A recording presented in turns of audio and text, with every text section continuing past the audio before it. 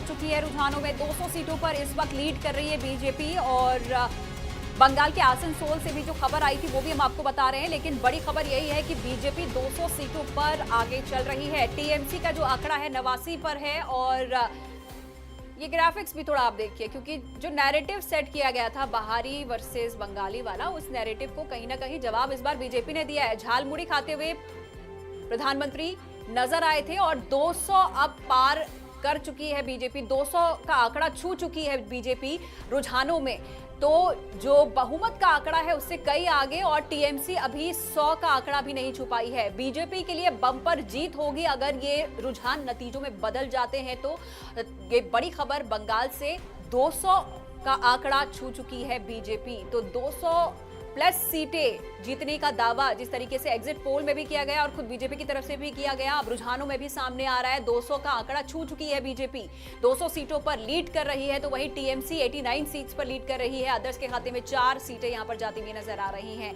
तो नैरेटिव जिसकी हम लगातार बात भी कर रहे थे कि नैरेटिव एक जो सेट किया गया था टीएमसी की तरफ से कि बाहरी वर्सेस बंगाली, माछ भात, तो उस सब पूरे नैरेटिव को कहीं ना कहीं जवाब बीजेपी ने इस बार दिया है। कौशल, तो सीधे तौर पर न्यूज रूम में सीधे चलते हैं हमारे सहयोगी कौशल के पास। तो जो नैरेटिव कौशल यहाँ पर सेट किया गया था, ये झालमुड़ी वाली तस्वीरें भी हम ग्राफिक एनिमेशन दिखा रहे हैं अपने दर्शकों को। कहीं ना कहीं इस बार की जो तस्वीरें थी काफी दिलचस्प थी। अनुराग ठाकुर हो गए, माछी भात खाते हुए वो नजर आए। योगी, जिस तरीके से बीजेपी को जाना जाता है कि हिंदुत्व वाली पार्टी, राम मंदिर, उसका कोई लेना देना बंगाल की जनता को नहीं था, लेकिन उन्होंने अपना नैरेटिव बंगाल की जनता के हिसाब से सेट किया।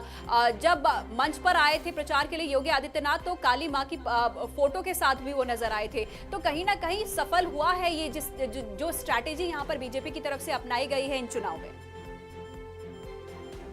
दो तरीके से काम करती है। एक तो माइक्रो लेवल पे काम करती है, अपने कार्यकर्ताओं को जोड़ती है, बूथ लेवल तक कार्यकर्ताओं को साथ लेकर चलती है। जैसे बीजेपी का नारा भी है, मेरा बूथ सबसे मजबूत।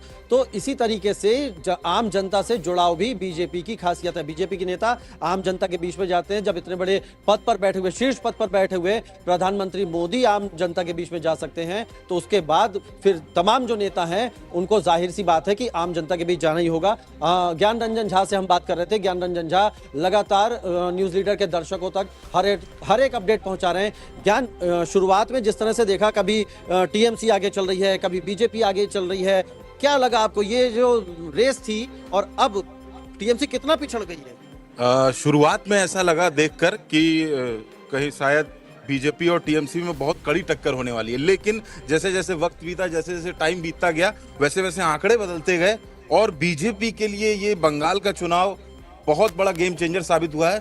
पहले हमने देखा बिहार के चुनाव में किस तरह से बीजेपी ने जेडीयू के साथ मिलकर लड़ा और बीजेपी ने शानदार प्रदर्शन किया, और उसके बाद अब बंगाल की बारी थी।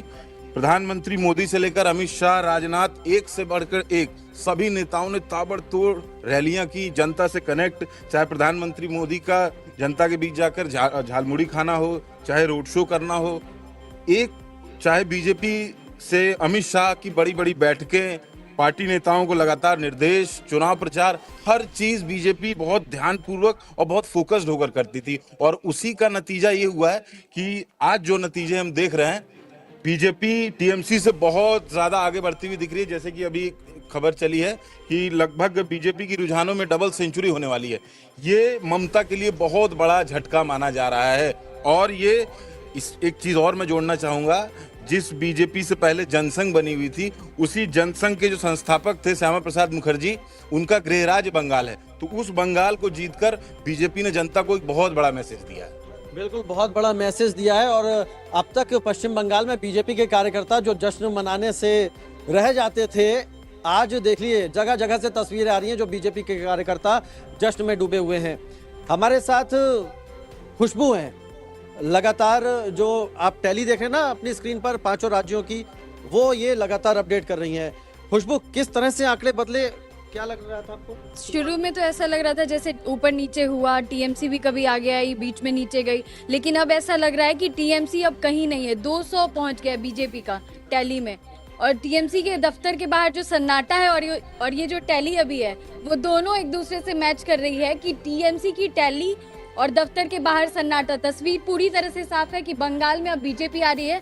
बीजेपी ने जो इतने लंबे टाइम तक संघर्ष किया है और उसने इतनी लंबी लड़ाई लड़ी है, उनके एक एक कार्यकर्ता बूथ लेवल से लेके जमीन तक जाके कार्यकर्ताओं से, जनता से बातचीत कर रहे थे और अपने मुद्दों को रख रहे थे कि हम आपके लिए ये करेंगे, हम जनता के विकास के लिए काम करेंगे। वो सब कुछ अब टैली में नजर आ रहा है कि जनता ने भी बीजेपी को पूरा समर्थन दिया है और टीएमसी अब रेस से बाहर नजर आ रही है।